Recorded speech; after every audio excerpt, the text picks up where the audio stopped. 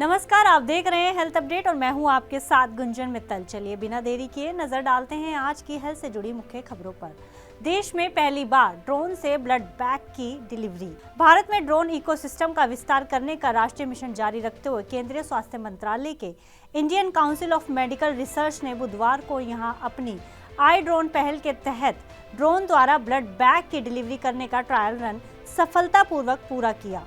नई दिल्ली के Lady Hardinge Medical College, Greater Noida के government institute of medical sciences और नोएडा स्थित JP institute of information technology के सहयोग भरे प्रयासों से देश में पहली बार एक बेहद जरूरी वैलिडेशन स्टडी के हिस्से के तौर पर इस ट्रायल रन को अंजाम दिया गया है। इस ट्रायल उड़ान ने विजुअल लाइन ऑफ साइट्स में GIMS और LHMC से ब्लड सैंपल्स की 10 यूनिट्स का परिवहन किया। Indian council of medical research के डायरेक्टर डॉक्टर राजीव बहल ने कहा कि हमने पाया कि न केवल हम तापमान को बनाए रख सकते हैं बल्कि ट्रांसपोर्ट किए गए प्रोडक्ट को भी कोई नुकसान नहीं हुआ। उन्होंने बताया कि हमने एम्बुलेंस के माध्यम से एक और सैंपल भेजा है। अगर दोनों तरीकों का उपयोग करके भेजे गए सैंपल्स में कोई अंतर नहीं मिलता तो इस ड्रोन का उपयोग पूरे भारत में किया जाएगा। कैंसर का नकली इंजेक्शन सप्लाई करने वाले आरोपी गिरफ्तार। कैंसर जैसी गंभीर बीमारी का नकली कीमो इंजेक्शन बेचने के आरोप में एक तुर्की नागरिक को और 3 अन्य को कैंसर मरीजों को 2.5 लाख रुपए में नकली कीमो इंजेक्शन की सप्लाई करने के आरोप में गिरफ्तार किया गया।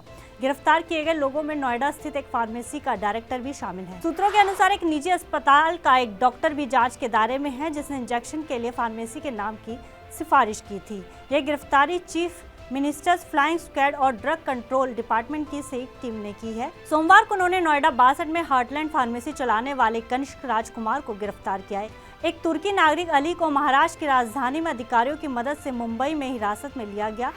एक जांच अधिकारी ने कहा है कि तीनों गिरफ्तार आरोपियों के खिलाफ IPC की संबंधित धाराओं और कॉपीराइट एंड ट्रेडमार्क एक्ट 1957 के प्रावधानों के तहत मामला दर्ज किया गया है।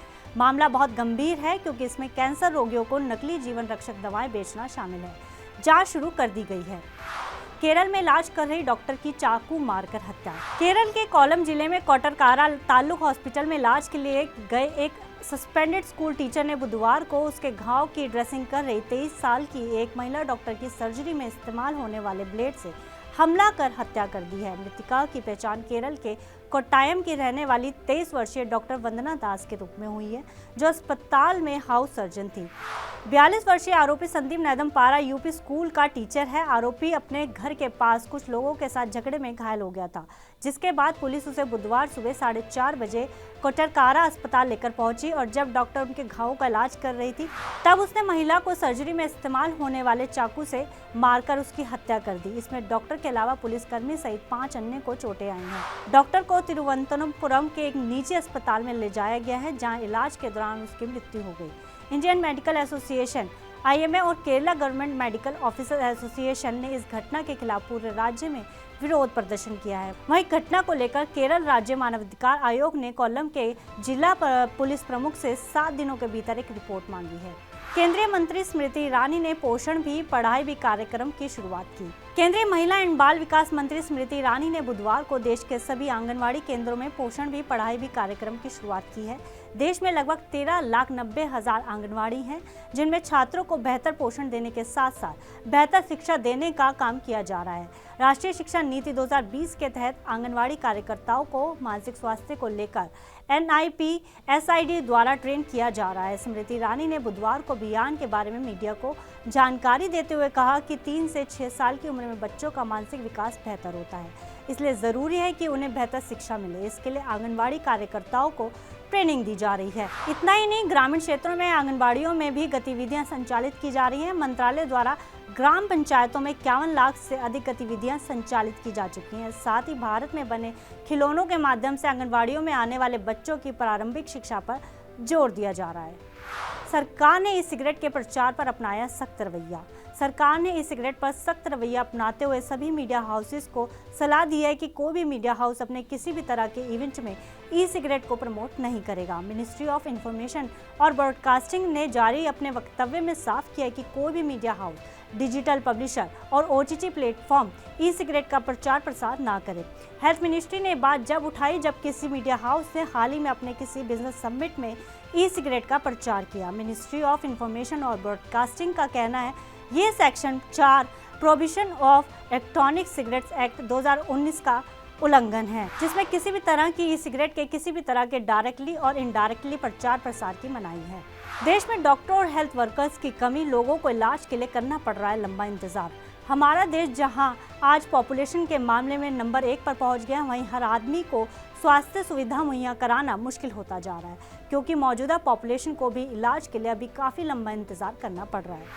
सरकारी अस्पतालों के बाहर लंबी लंबी लाइनों में लगे लोग अभी भी अपना इलाज कराने का इंतजार कर रहे हैं। WHO के मुताबिक जहां 1991 में हिंदुस्तान में डॉक्टर पेशेंट रेशो 1.2% 1000 पेशेंट था, वो अब 2020 तक पहुंचते पहुंचते 0.7 प्रति 1000 पेशेंट पहुंच गया है। यानी 1000 पेशेंट को देखने के लिए एक से भी कम डॉक्टर हमारे देश में हैं। 2014 में सरकार संभालने के बाद मोदी सरकार ने 1 दर्जन से अधिक मेडिकल इंस्टीट्यूट बनाए हैं। वहीं सरकार का देश के सभी 761 जिलों में एक बड़ा अस्पताल बनाने का लक्ष्य है, लेकिन डॉक्टरों का बढ़ता अभाव अभी भी देश के लिए गंभीर समस्या है। हाल ही में नॉर्थ ईस्ट में एक मेडिकल इंस्टीट्यूट का उद्घाटन करते हुए प्रधानमंत्री मोदी ने डॉक्टरों की पूर्ति के लिए एक नए मेडिकल कॉलेज खोलने का ऐलान किया है।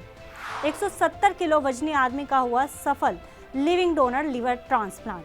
ग्लेनीगल्स ग्लोबल हेल्थ सिटी ने 170 किलो वजनी इंसान का लिविंग डोनर लीवर ट्रांसप्लांट सफलतापूर्वक किया है। पुडुचेरी के एक 50 वर्षीय व्यवसायी बचपन से अधिक वजन वाले थे, जिसकी वजह से उन्हें डायबिटीज, हाई ब्लड प्रेशर और फैटी लीवर जैसी बीमारियां थी।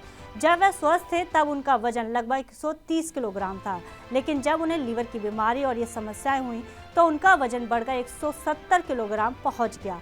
रोगी गंभीर स्थिति में नवंबर 2022 में Gleneagles Global Health city Chennai में लाए गए, जहां डॉक्टर जॉय वर्गीस और डॉक्टर मैट्टू श्रीनिवास रेड्डी के नेतृत्व में लीवर एक्सपर्ट्स की टीम ने रोगी की स्थिति की जांच की और निष्कर्ष निकाला कि लीवर ट्रांसप्लांट ही एकमात्र विकल्प है, जिसके बाद उसके परिवार को इस बारे में सूचित किया गया।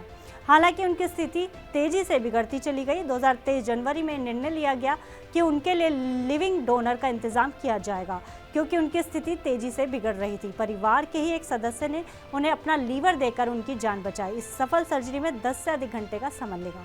अभी रोगी की तबीयत स्थिर है।